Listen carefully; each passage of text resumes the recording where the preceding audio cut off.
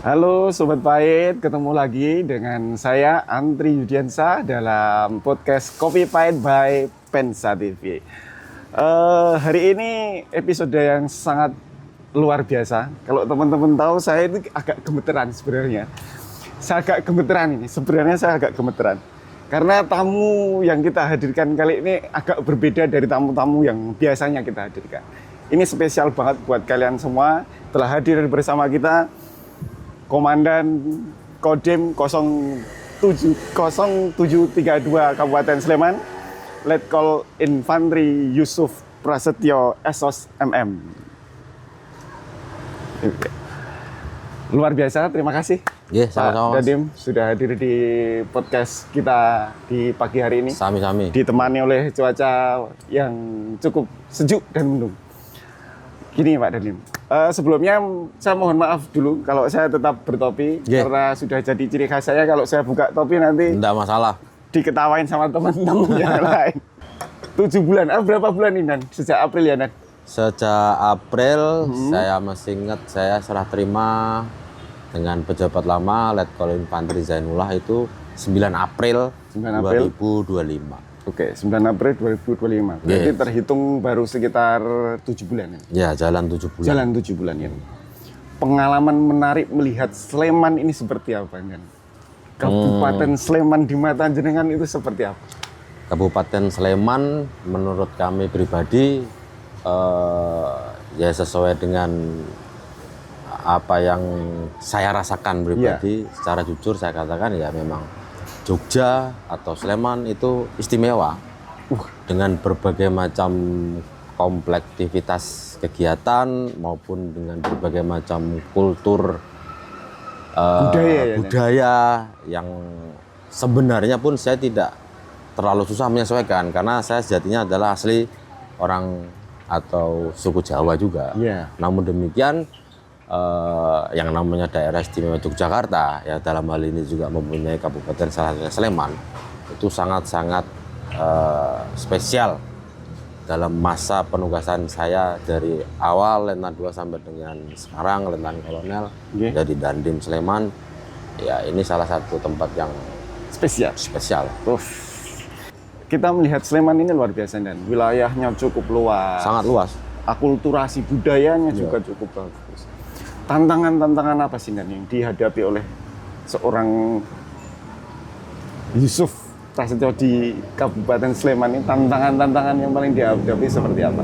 Tapi saya melihat sebenarnya komandan di usia 41 tahun menjadi Dandim di Sleman. Itu menurut saya luar biasa karena apa? Karena pertumbuhan Gen Z di Kabupaten Sleman itu luar biasa banget.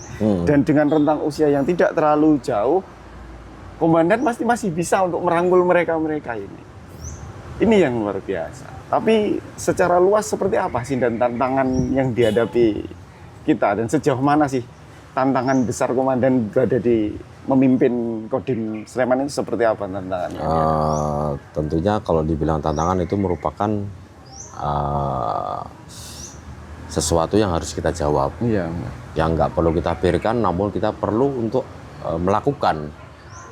Semakin banyak kita berpikir kan semakin banyak kita juga tanpa aksi ya. Akhirnya yang pertama kali yang saya lakukan adalah ya tentunya mempelajari kulturisasi tentunya di Kabupaten Sleman, kemudian mempelajari dari sekarang kan zamannya kan zaman semua internet, kita bisa baca-baca bagaimana tentang Pemkab Kabupaten Sleman, siapa-siapa pejabatnya, kemudian tantangan tadi dibilang bagaimana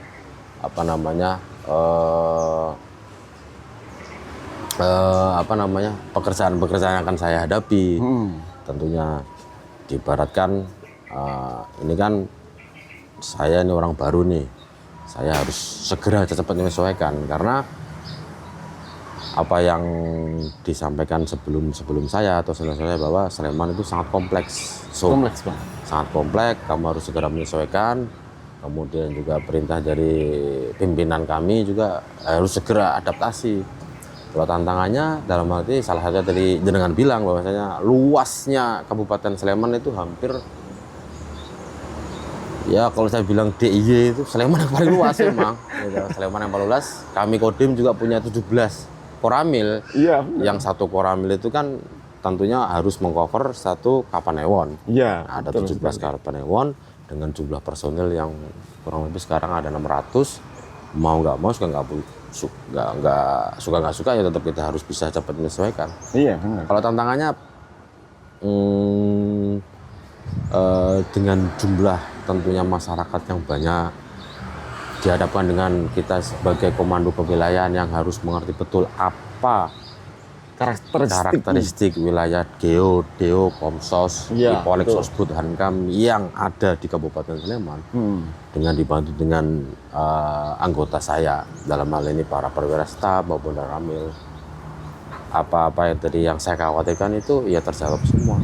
Ternyata dengan kita komunikasi yang baik dengan stakeholder, kemudian dengan intern kami sendiri anggota kita samakan persepsi di sini bahwasanya tugas apapun itu kita bisa laksanakan, tantangan apapun itu kita bisa laksanakan, yang penting kita komunikasi yang baik.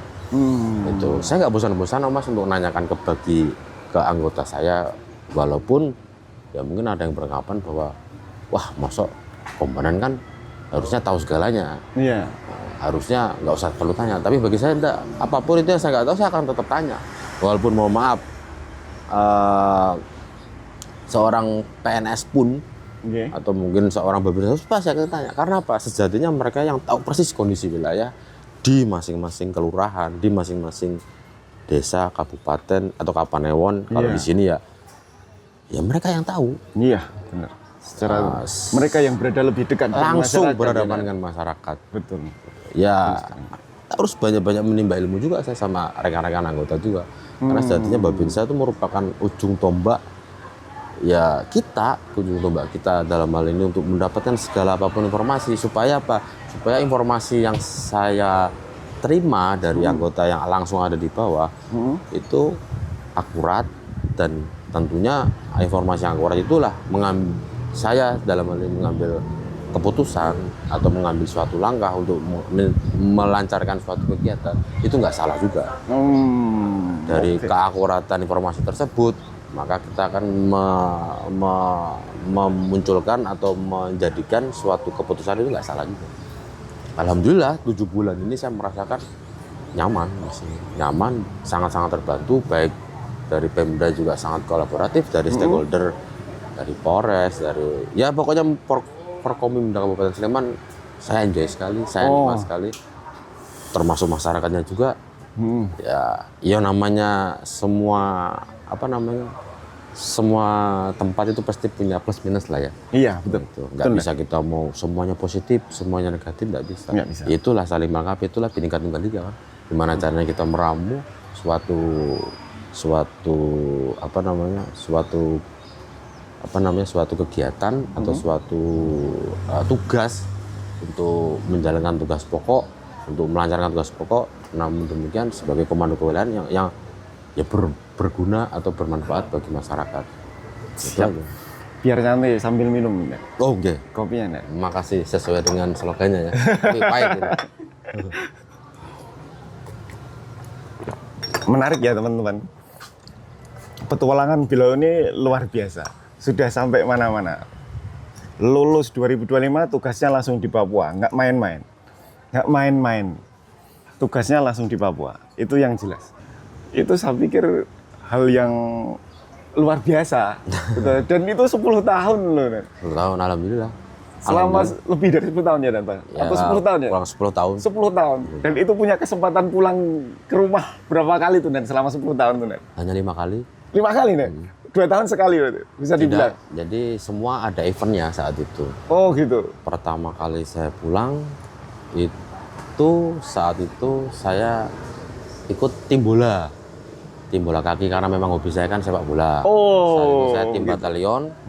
Singkat cerita batalion kita itu menang lawan salah satu batalion di sana.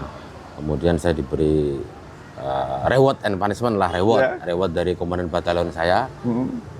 Silakan kalian cuti. Nah itulah kesempatan saya pertama kali pulang. Nah, itu pulang. Itu setelah bertugas berapa lama di Papua Dan? Kalau tidak salah 2 tahunan. Atau enggak Dan? Baru saya letnan 1 itu. Enggak lebih. Lebih. Sekitar 3 tahunan lah itulah. 3 tahunan di Sudah Papua. naik pangkat saya saat itu. Oh. Pengennya sih pulang tiap pangkat, naik pangkat pulang. Iya. Ya, tapi saat itu kan masa Letnan 2 saya itu banyak di tugas operasi. Dari satgas ke satgas, dari pos ke pos. Ya kan kita organik sana itu naik turun penugasan. Jadi di home base hanya untuk pratugas naik lagi. Turun lagi pratugas naik lagi. Gitu. Jadi Letnan 2 saya habis di penugasan. Ya memang salah satu doa saya saat itu saya semoga bertugas di tempat yang daerah konflik yang supaya ada yang namanya kita kan pengen pengalaman, pengalaman ya. Gimana sih rasanya bawa anggota itu di daerah penugasan. Oke. Langsung diijabahi. Ya langsung masuk batalion, tidak lama pratugas langsung berangkat tugas. Luar biasa. Turun naik turun sampai lupa pulang. Sampai naik pangkat juga. Ya itulah banyak yang itu, tapi ya experience-nya sangat-sangat berharga bagi saya. Ngerti bener bagaimana sifat-sifat karakteristik anggota pada saat penugasan. Karena sejatinya prajurit itu di home base, dalam hal ini di wilayah di home base-nya itu di asrama. Iya. Dengan karakter yang ABC. Dia bertugas di daerah penugasan yang tergabung dalam satgas. Itu dinamikanya lain, sifatnya akan lain. Akan berubah. Akan berubah. Oke. Ada yang di home base pemberani, begitu di penugasan jadi paling jiper ada. Ada yang di home base itu diem, tapi dia paling berani di daerah penugasan menghadapin tugas-tugas yang sesuai dengan tugas di operasi itu. Ya macam-macam. Yang paham bener atau kita tahu bener karakteristik anggota itu bagaimana dia pada saat menjalankan tugas. Ya sama-sama kita di medan operasi. Itu yang sejatinya itu sifatnya dia. Ini nanti menarik teman-teman. Tugas operasi nanti waktu di Papua kita akan ulik lagi waktu bertugasnya seperti apa. Tapi kita jeda iklan dulu sebentar ya. Setelah itu akan kita lanjut di sesi kedua untuk mengulik tugas-tugas dulu yang pernah dilakukan dan seperti apa waktu tugas itu di sana. Oke? Kita jeda dulu sebentar. Oke, teman-teman, kembali lagi. Kita akan ngulik lagi lebih dalam bagaimana masa mudanya waktu bertugas di awal-awal seorang Dandim 0732 Kabupaten Sleman, Letkol Infantri Yusuf Prasetyo. Seperti apa sih tugasnya dia di awal-awal saat lulus dari Akmil, tugas di Papua selama 10 tahun. Ini tentu banyak cerita menarik, banyak cerita menarik. Boleh dikasih tahu nggak, Dan? Pertama kali bertugas di lapangan.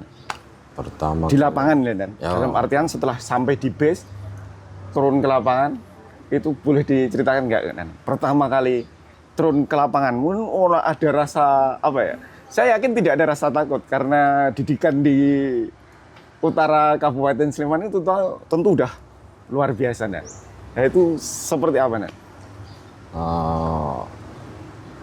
Pengalaman pertama kali penugasan itu ya, Satgas Pamrahwan ya 2006 itu di Kabupaten Jawijaya itu kami kebetulan dapat pos di Pokondini.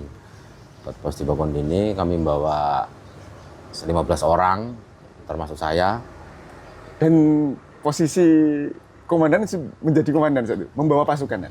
Ya sebagai danton. Sebagai itu, komandan peleton. Komandan peleton saat itu kan. Jadi jabatan di definitif di satuan itu kan danton. Danton Kopi Senapan C. Kemudian jabatan di penugasan yang jadi danpos Pokondini. Pertama kali tentunya rasanya nano-nano. Cuma yang harus saya pedomani sesuai dengan tugas saya adalah saya berangkat membawa anggota jumlah 15. Itu merupakan tugas dan tanggung jawab saya. Saya pulang kembali ke home base harus lengkap 15 juga. Karena apapun yang terjadi selama penugasan, baik anggota tersebut maupun keluarganya, semuanya berada di pundak kita. Tugas kita adalah bagaimana caranya membawa tugas berangkat utuh, kembali juga harus utuh. Karena itu yang tugas terberatnya itu. Salah satu prinsip nggak bisa ditinggal, ya? Nggak bisa. Itu harga mati. Berangkat utuh, kembali juga harus utuh. Ya. Menarik Oke. bagi saya. Terus setelah itu, Den? Setelah itu saya pernah dengar cerita dibelikan tiket oleh komandan untuk pulang. Oh, yang Saat tadi itu ya. Itu di tahun berapa itu, Den? Kalau tahunnya saya lupa ya. Jadi saat itu setelah penugasan itu saya kembali.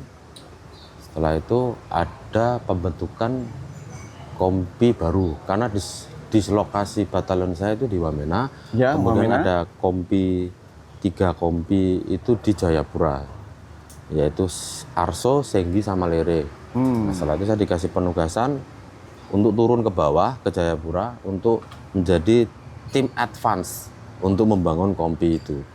Dalam arti itu ini sudah ada bangunan, tapi belum ada personilnya. Ya. Nah, tugas kita adalah saat itu saya membawa satu peleton untuk menghidup bagaimana caranya nanti pasukan induk sejumlah 146 orang beserta danki sudah siap ke situ. Masuk ke base itu sudah Masuk dalam ke- kondisi siap. Sudah dalam kondisi siap. Hmm. Nah, tantangannya yaitu tantangannya di Wamena dengan di Jayapura itu lain.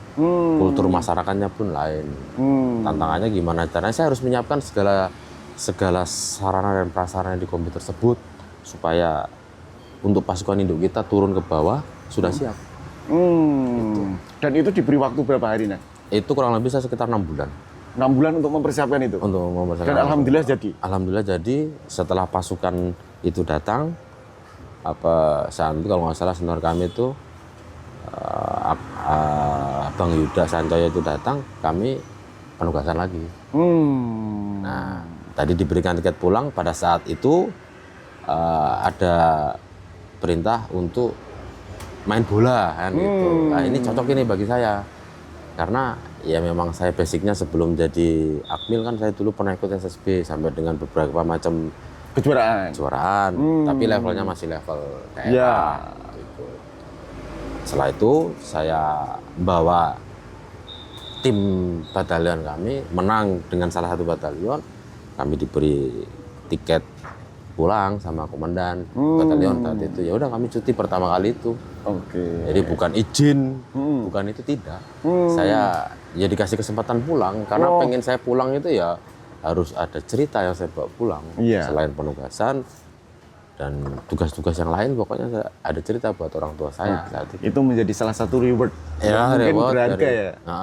Ya pulang dengan kebanggaan gitu. Iya, betul. Bukan hanya sekedar pulang jenguk. Ada momen yang saat itu ya sampai kapanpun saya nggak akan lupa. Iya, betul sekali. Ya, kembali penugasan, bukan kembali sih, izin penugasan karena ibu saya meninggal. Dan saat itu dari Jayapura sampai dengan ke Semarang itu kan pesawat saya baru ada besok pagi. Contoh hari ini saya baru dikasih berita, pesawatnya baru ada besok kan. Iya. Tentunya saya baru bisa terbang itu besok.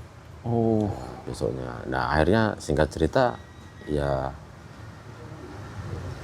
nggak sempat lihat lagi beliau dikubur, ya cuma tinggal lihat nisannya saja. Itulah yang selama terbang itu jadi kayak flashback gitu loh, Mas. iya. Jadi flashback kita ingat dari masa kecil kita sampai dengan saya pertama kali berangkat.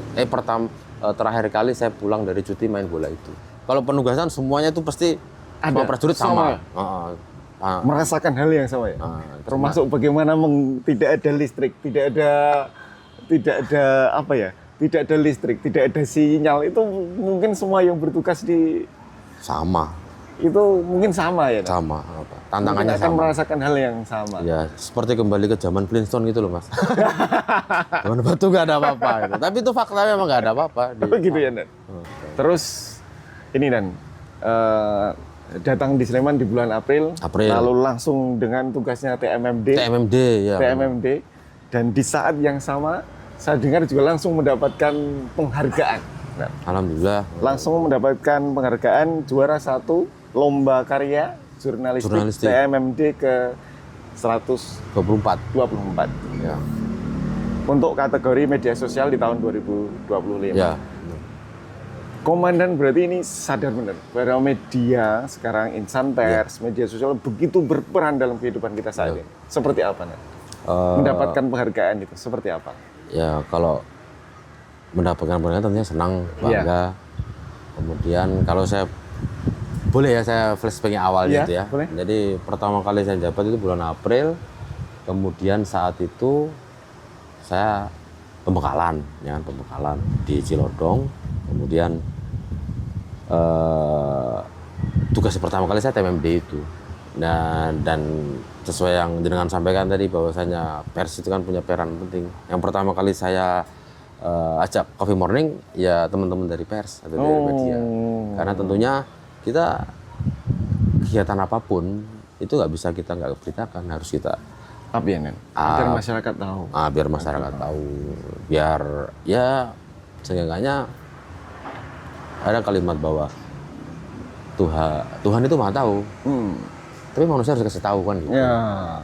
Kita menyelenggarakan apapun itu tapi tanpa ada pemberitaan, tanpa ada apa namanya informasi kan kita nggak tahu. Iya. Jadi, nah saat itu teman-teman pers ya saya undang ke Kodim, saya ajak diskusi, saya ajak bagaimana dong kita Bergerak. menyikapi ini Ya. TMMD ini gitu, dengan segala macam tantangan dan segala macam pekerjaan yang dihadapin bagaimana.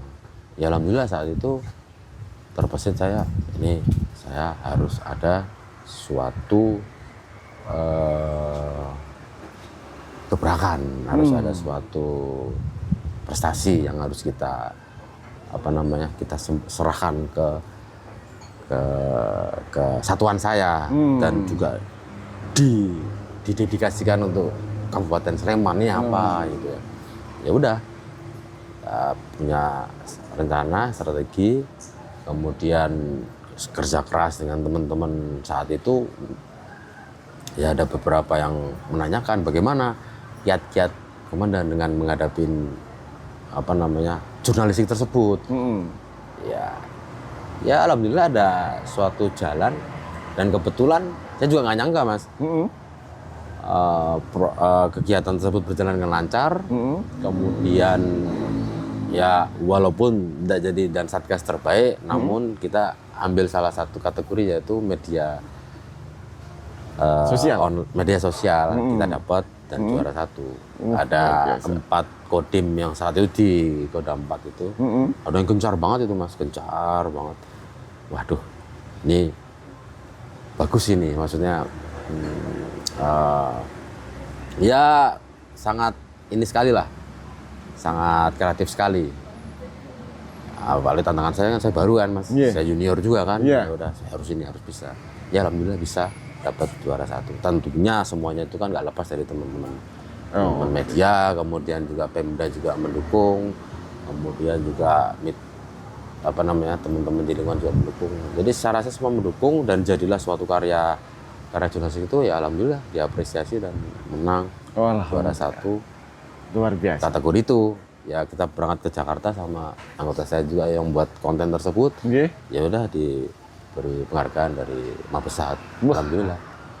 Untuk menghadapi era yang seperti ini dan melihat era yang seperti ini, apa sih pesan komandan bagi generasi muda kita?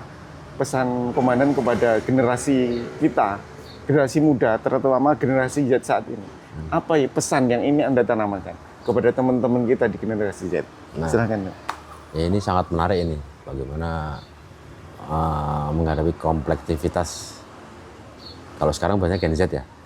Pesan-pesan kami kepada teman-teman generasi muda, ya tetaplah teruslah belajar. Ya, nggak ada bosan-bosannya kita belajar. Sekarang kan juga hanya pure murni, bukan hanya belajar di sekolahan aja. Fasilitas, sarana, prasarana itu sangat banyak. Dan saya yakin itu mas, generasi muda itu sekarang, karena saya lihat juga dari anak saya sendiri itu potensinya luar biasa mas. Sangat kreatif, sangat energik, sangat kalau saya bilang sih lebih smart daripada generasi kita dulu mungkin. Yang tentunya apabila itu dioptimalkan maka akan menjadi suatu potensi yang luar biasa tentunya untuk NKRI. Oke.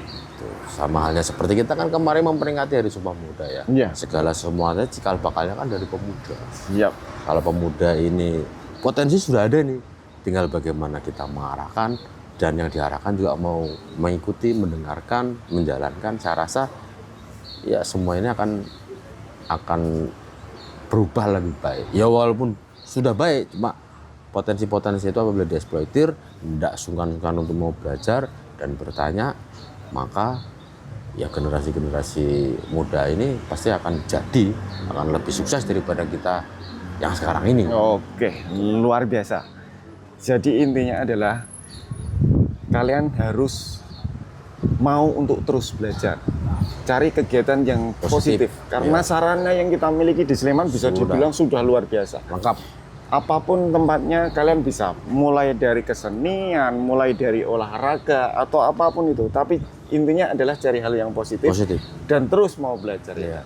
Itu intinya pesan dari Komandan Kodim 0732 Kabupaten Sleman, teman-teman.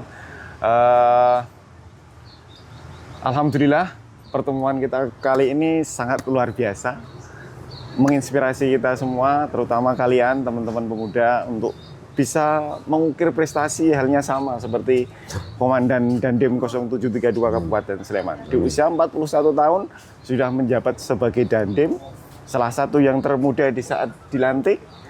Itu sangat luar biasa. Jadi bagaimana kita mempunyai cita-cita yang harus kita perjuangkan. Benar-benar harus kita perjuangkan. Cita-cita itu harus diperjuangkan. Mungkin kalau saya bilang, kalau orang bilang, kalau yang rame itu kata-kata hari ini gitu. Mungkin sudah siap, kan? Kata-kata hari ini. Sudah siap? Oke. Bisa dibilang mungkin kata-kata hari ini dan sedikit saja. Silakan, Dan. Teruslah berkarya yang positif dan selalu berinovasi, kreatif, laksanakan segala sesuatu dengan tulus dan ikhlas. Tetap semangat. Itu pesan yang sangat luar biasa, teman-teman, dari Komandan Dandim 0732 Kabupaten Sleman, Bapak Yusuf Prasetyo. Kita akan jumpa lagi di episode berikutnya dengan narasumber yang berbeda lagi. Oh iya, teman-teman, informasi lokasi kantor Pak Dandim ini dari tempat kita syuting di Omah Cemara Pecel Blora itu hanya sekitar 1,5 kilo. Jadi kalau kalian boleh generasi Z, kalau misal mau main, mau ngobrol pun dengan Pak Dandim, beliau bersedia. Jadi bisa ngobrol, bisa main, melihat inspirasi seperti apa seorang Dandim Kabupaten Sleman yang kita harap nggak pindah di akhir tahun ini ya, teman-teman. Yang kita harap jangan pindah lah, karena kita harus mau ngobrol lagi gitu ya. Sampai jumpa di episode berikutnya. Salam kopi baik.